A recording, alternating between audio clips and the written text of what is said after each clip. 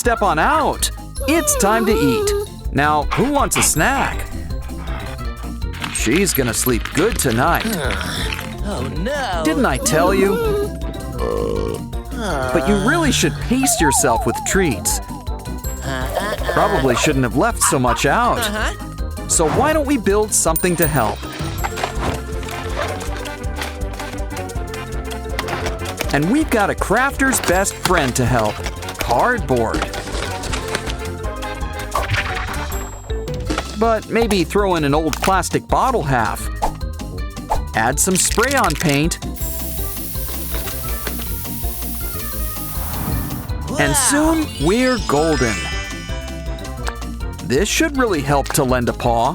Press down, and the perfect portion comes out. Ah, there's nothing better than a free lunch.